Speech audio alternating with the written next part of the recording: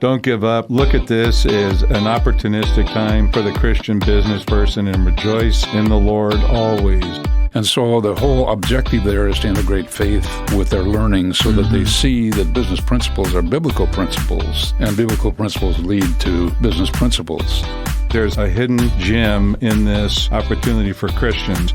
Thank you for joining Mercy Today. How do mercy and compassion break down barriers and change everything? How do they bring hope? Be inspired as our guests share about the life-changing, soul-impacting work through the ministry of Mercy, Inc. and its partners. Here's your host, Dr. Dan Pritchett. I'm happy to welcome you to another episode of Mercy Today. We're talking about Mercy, Inc., and we're talking about how compassion changes everything. So we're going to talk a little bit more about business. We did at a previous episode, and here's a couple of questions for you. Is doing business a way to create an income for yourself and your family? And of course, you're going to say, well, duh, of course. Is it a way to use your skills and training to serve people? Is it a way to get ahead in life? Is it a way to do what you love and get paid to do it? All those things could be true and more. Maybe it is a whole lot more. Some business people are just doing the best they can to support their families or achieving their dreams. When it comes to Christian people in business, are there some biblical principles to guide the business person? Things about management, things about leadership, things about relationships, all of that. Are there some motives that are more healthy than others? We're going to look into that in this session. We've got a couple of great guests that are going to help us with that. Where is God in all of this business stuff? Can His plans and purposes be carried out through a business? Well, the title of today's episode is Doing Business God's Way. Listener, I want to welcome you to the discussion, invite you to pull up a chair, join us at the table, and in studio we have, again, Mike Sullivan and Bud Lindstrand. We talked about them, got to know them at a previous episode, so dial that one up so you get a little background on them. That topic was, what does business have to do with missions? So we're going to continue. We're going to push that forward a little bit because they're back to talk about another important aspect of the topic. And this one is, as I said, is doing business God's way. So, Mike, welcome back to the studio. Glad to have you. Thanks, Dan. Glad to be here. Yes, and Bud, welcome again. Always good to be here. You guys are a good team. You're meeting each other really for the first time in person. We've had a couple of Zoom calls, but you guys meeting, and I find a lot of compatibility, a lot of shared heart about when we talk about God's people doing business with the right kinds of principles and the right kinds of vision and right kinds of purposes. So we are going to go right to our questions here. We're going to talk about first of all, just putting this whole concept, I mean, the way that God has designed our world is most people have to do something in order to create an income to feed themselves and their family. And so if we call it work, labor, jobs, business, let's put all that into a biblical perspective. So who'd like to start? Bud, I think I'm looking at you. I'd like to start with you, putting that whole work and job and business thing into a biblical perspective. Well, I think it starts with God who himself worked. We find in early Genesis that God worked pretty hard for 6 days in creating everything that we know today. And the Bible is clear that he intended for people to work. Yes.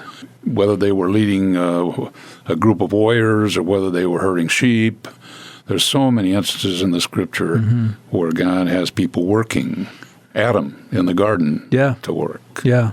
So it is the model. It is God's design in creation for people to be self-reliant or to, and if they have family members, dependent family members, I mean, it's a responsibility of the adults in the family to create that revenue and that income. And so we're talking about doing business God's way. So there are a lot of biblical verses and principles at work.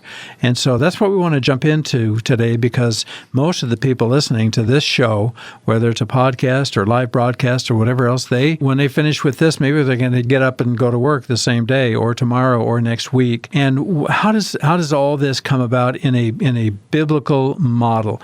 before we do that, I'd like you to just give us a brief little synopsis of your faith journey, because it's not just picking up a book called the Bible and trying to find some good stuff in there. This comes from a heart where God has called you individually to be His own and to work in and through your life. So, Bud, briefly, I wish we had more time because I've known you and I've heard your story, but tell us about your faith journey. Well, I was born in a Christian home, and at the age of 8, made a public profession of Christ. My mother sent me off to a Christian college where I transferred her faith to mine, and where I really experienced personal salvation and faith in Christ. From there, I had 30 hours of Bible as an undergraduate in that school. I had the privilege of going to seminary for a year, and then it was clear that God intended for me to be in the business world.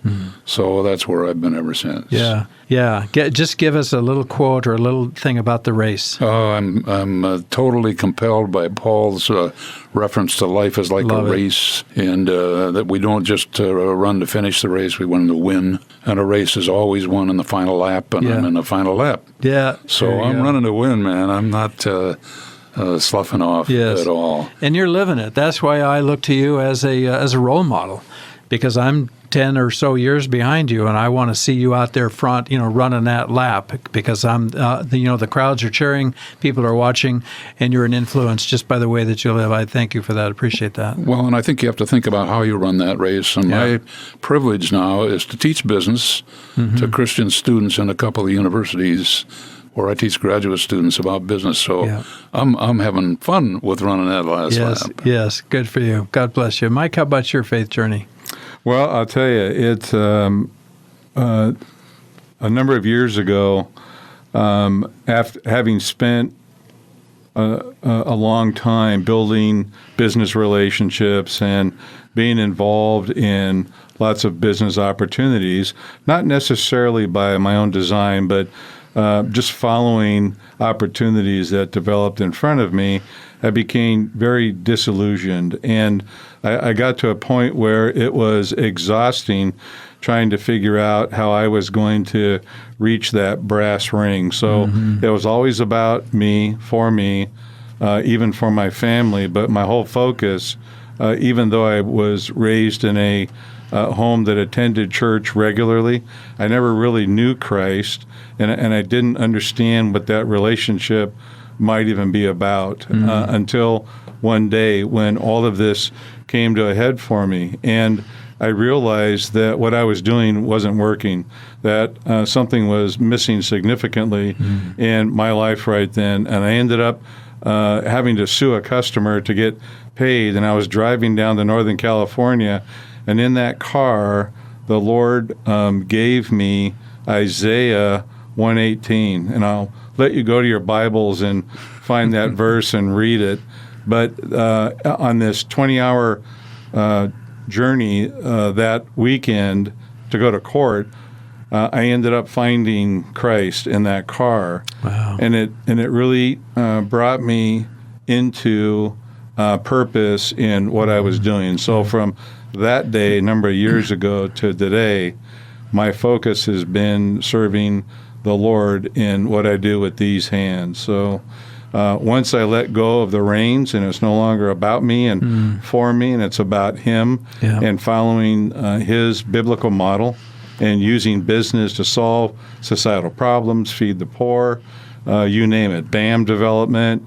Now I can put my efforts into something that have eternal value, which is much more valuable to me today. I like it. We all have our story, and God has intersected or intervened or interjected Himself into our lives along the way, and He's called us out of that darkness so that we might serve Him and good things happen. So that's fantastic. So what I want to find out is about how God accomplishes His purposes in a general sense through work and business.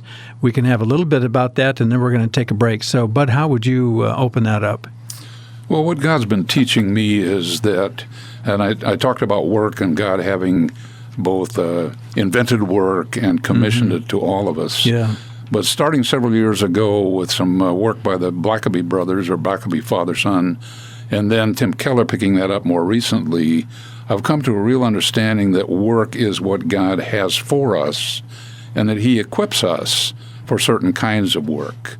I see people like our technician who can do what I could never do. Right. On the other hand, he gifted me and heavily gifted me with leadership traits. And then he put me in a spot to do that. So I'm convicted by that. I'm convinced that that is what God does, and that there's no more important work that I do than anybody else does, as long as I'm where God has gifted me and placed me. So that's my conviction, that just simply says, if that's what God says, then I'm going to do what he says. And I also learned that if you're in the place where he has really gifted you, you will enjoy that. Absolutely. Great. Good words. Thank you, Bud. We're going to take a break. We will be right back. Do you or someone you love need assisted living but are afraid you could never afford the cost? Glasswater Creek of Plainfield is for you. If you income and Medicaid qualify, you can move into Glasswater Creek for a fraction of the cost of market rate assisted living. Glasswater Creek of Plainfield is a game changer, bringing an affordable assisted living option to the west side of Indianapolis. Schedule your visit today at glasswaterplainfield.com or by calling 317-839-5808. That's 317-839-5808. I'd like to give a big thank you to the Covenant partners who make this show possible in the Indianapolis area. Thank you to the Ron Blue Trust, Wisdom for Wealth for a Life. Find out more about this great partner on our website, MercyToday.global, and click on the Marketplace page. Here is Mercy Inc. Executive Director Doug Hoffman with another Mercy Minute. We're traveling across Africa, working with a project called Shalom Africa. And as we travel, you see many people walking. You see many people, some people have bicycles, some have motorcycles, some are riding on the overcrowded buses, but it's very difficult to get around. We work with a group called Village Church Planners. And those village church planners are responsible for a certain area. And I was talking to one the other day, and he was asking for a bicycle, because his one church he's working in is 6 miles away from where he lives. 6 miles walking is a long walk. He said, if I could have a bicycle, I could get there in a third the time, and that means I could go to another 6 miles away and plant another church. Please give me a bicycle. Now's the time to become a part of something greater in our community. You and your organization can partner with Mercy Today and change the lives of thousands around the world. Our team of business professionals can also come alongside you and help you grow your organization to maximize your impact. Our goal is to help you increase your quadruple bottom line: people, planet, profit, and purpose. Consider being a sponsor of Mercy Today. Visit our website at MercyToday.global.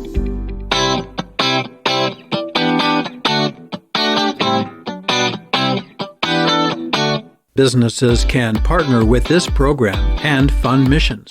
Go to MercyToday.global and click on the Business Resources link. We are back, and we're in studio with Mike Sullivan and Bud Lindstrand, and our topic today is doing business God's way. Very important that all of us, whether we're going to work or running a business or whatever it is we're doing. So I want to go over to Bud and have him share from his heart, because there's a verse in Colossians that has been really a driving force for him, and it's also a message for the rest of us. So, Bud, give us that verse out of Colossians. Well, it's Colossians 3:23, and the background of it for me is that I have the privilege of teaching young Christian leaders-to-be, if you will, in MBA programs in a couple of Christian universities. And so the whole objective there is to integrate faith with their learning so that they see that business principles are biblical principles, and biblical principles lead to business principles. And so as I do that, I always encompass in that, and I really drive probably harder than I should at Colossians 3:23 to remind them that in the final analysis, we work for God. And if we are doing the work that God wants us to do, as I mentioned earlier, then we'll have great joy, we'll have great pleasure in what we do. But we need to constantly remember, we don't work for the boss, we don't work for ourselves, we work for God. And I think that would guide our daily decisions. Again, whether we're sitting at a desk or a computer, or whether we're washing cars, whatever it is, that I'm here to honor the Lord with my labor, with my work. I'm doing what He has gifted and called me to do. And maybe I'm at the job that I absolutely love and aspire to, and maybe I'm not. But whatever it is, that passages keep going to come to us, right? Well, and it certainly drives us in an evil world today, and in a business world where ethics almost does not exist. Yeah. It drives our ethical behavior big time because ethics are based on principles, and for the believer, those are biblical principles that must be honored. We are in a season right now where businesses, many businesses across the country, are trying to figure out what do they do now. Some have been shut down. Some have disengaged some of their employees. Some will never come back. Some are going to try to come back. And this period of coronavirus and all that has really placed a big challenge for business leaders and for business owners. And so in regard to that, Mike, you have some things that you want to talk about that specifically relate to that. It's about rebooting. It's about coming back, but never leaving your core values, because if we work for God and if He has given us principles to live by and to work by and to lead by, how would we enter into that topic? Go ahead, take it. So I look at it this way. In this season, as Christian businessmen, we're sitting in front of a computer screen that used to have lots of data, lots of input, lots of programming, lots of output, that today is blank. If for those of you in my age group and generation, you know about MS-DOS, the days of early computing, when you fire your computer up and you got this blinking cursor and nothing else on the screen. Guess what?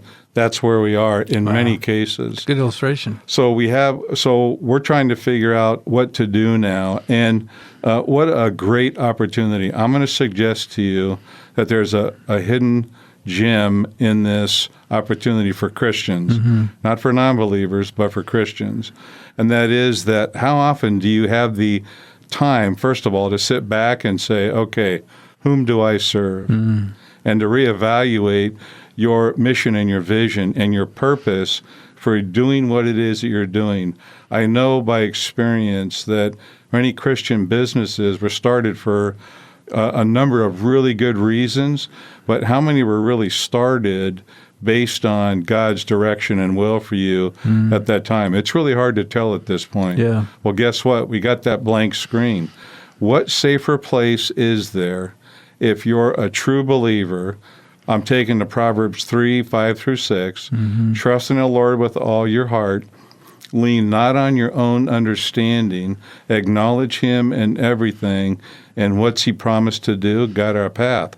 So now we have this opportunity. Lord, I don't know what to do. I have no place else to go. Tell me what to do. What a great place to be, because He's going to love to jump all over answering that prayer. He promises to do that. He'll never leave us nor forsake us, and He tells us to seek Him first. And these are all important principles now that I think give us the opportunity, us at Mercy Today, to come alongside businesses who are in this reboot situation, to sit back and say, okay, help me figure out how to answer and how to ask the right questions. And we want to do that. I like that. And I'm supposing that a lot of our listeners aren't business people, but they understand that if people are going to be helped, if the needs of people are going to be met, it takes manpower, but it also takes money. So business as mission. What does it mean, business as mission? In that term, business as mission, what you're not hearing is business and mission. So they're not distinct components to a larger vision anymore. That when you're developing a Christ-centered effort in what you're doing with your business, you need to integrate the mission side of that. So the business is functioning as the funding mechanism, just like any good, sustainable business is. The difference now is it has this integrated mission component. So we're now including focus on the social needs of the local or extended community and supporting those needs, and how Christ points us in how to use that business forward. So it's really what makes it quite unique in the business world. So I want to go back to a phrase you used, the funding mechanism.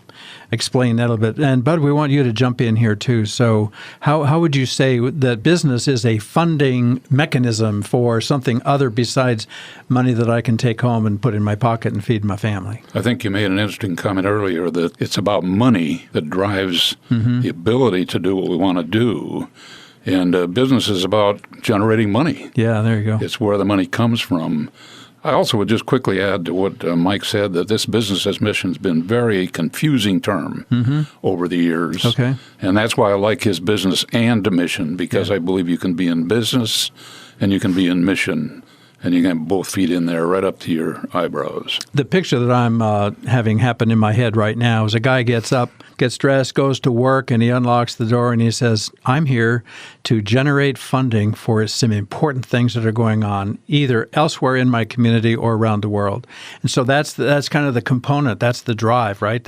He has that as a purpose for his business. Maybe he's repairing lawnmowers, or maybe he's running a grocery store or something else, but that's his drive. Is that consistent with what you're saying? Yeah, I believe so. So his vision and mission goes beyond the revenue aspect of feeding his family to, how am I serving the Lord and where am I serving and how am I being directed to do that? Right. So these resources that he's generating become available and now can be applied in a much broader respect because he's not so myopic in his view of running his little business. It really isn't his business anymore. It's really the Lord using him in this much expanded version. Yeah. I would hope, too, that he would see that his business is a mission right where he is. Yeah.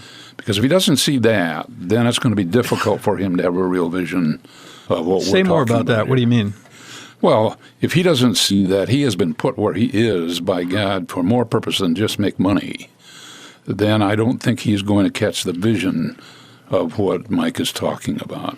So you mean his interaction maybe with employees or vendors or customers, those kinds of things? Is that Absolutely. What you mean? Tim Keller in his book, Every Good Endeavor, talks about that, about how every person is called to an occupation and assigned by God there to be a minister there, just as much as the minister in the pulpit. Yeah. Good friend of mine used to say that I am an ambassador of the Lord Jesus Christ, currently cleverly disguised as an accountant. Absolutely. And so a business person can say that same thing. Absolutely. But it's what drives you. It's what gets you up in the morning and keeps you going late at night and pay the extra price, go the extra mile, serve your people, honor the Lord with your relationships, with all the interactivity that you have going on. But if you're not a business owner, maybe you're a department manager or maybe you're just an employee, do those things apply to them also? Absolutely. I never owned my business, but I saw it as a place of ministry every time I walked in that door. Yeah. And I want to say, Bud, you and I have had conversations over the last few years. What I really respect about what you have done is you bring biblical principles to the business, and you don't necessarily quote chapter and verse, but you say that those biblical principles work, whether it's from a heart of faith or not, and that's what has prompted that company to grow from $4 million to $500 million when you were still there, and now up to $3 billion and so. Well, if you see it as a ministry, then God will bless it. Yeah. But you're correct, I also believe that every business principle can be supported from some specifics in the Scriptures. Yeah. So we're going to wrap it up here because we are out of time. We could talk, you guys could talk about business and all these things for a long time. So, Bud, a couple of concluding thoughts from you, please. Well, I just think now is a time, as Mike said, when businesses are going to reboot, and it's a time for some serious look at the mission and vision, and a time to really do some serious planning, but also take into account what is God? Why is this? Why is God? Where is He in all of this? Yeah.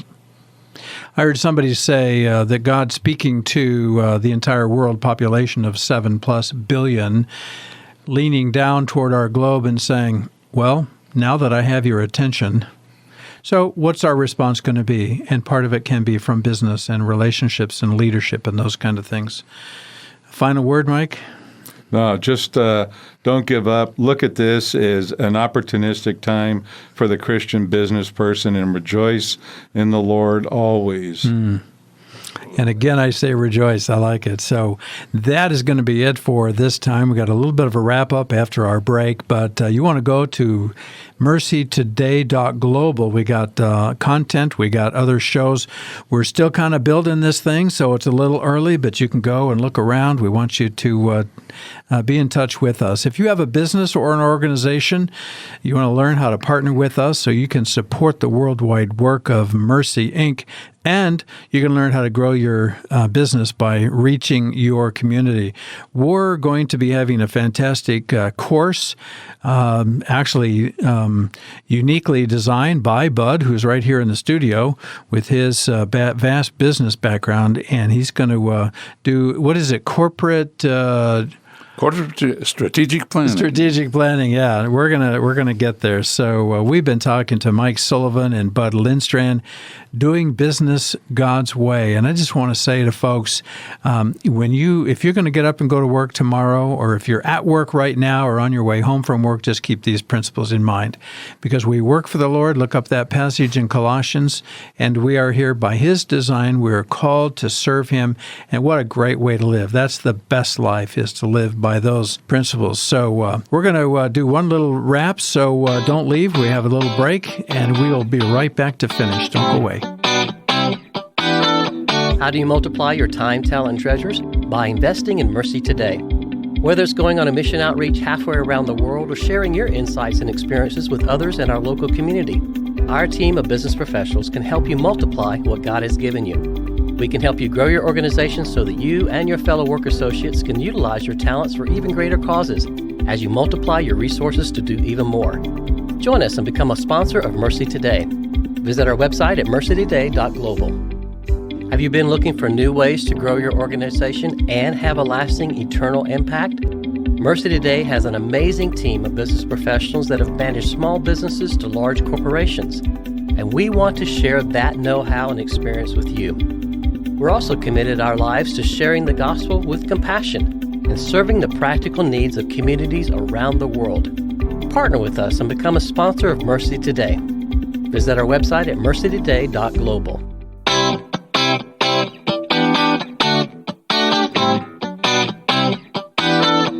This is Doug Hoffman, Executive Director for Mercy, Inc. Just thanking you for listening to MercyToday.global. Thank you for listening to this episode. This is Mercy Today. We want you to go to our website, MercyToday.global. Again, if you've got questions, get in touch with us. And we did offer, both Mike and Bud will respond to your questions, and get in touch with us through the website, and they will be available to answer your questions, because there's a lot that we shared out here. So don't be shy. We can also send you the link to each weekly podcast. So give us that information, and they're on their way. I want to thank you for listening today. This is Mercy Today, telling the story of how compassion changes everything. I'm your host, Dr. Dan Critchett, and we're saying goodbye for now. And until next time, may God help you be a part of what He is doing in our world today. So join us at the table again. Find us at MercyToday.global. And where are we going to go in the world next? Well, you'll have to tune in to find out. So God bless you, my friend, and goodbye for now.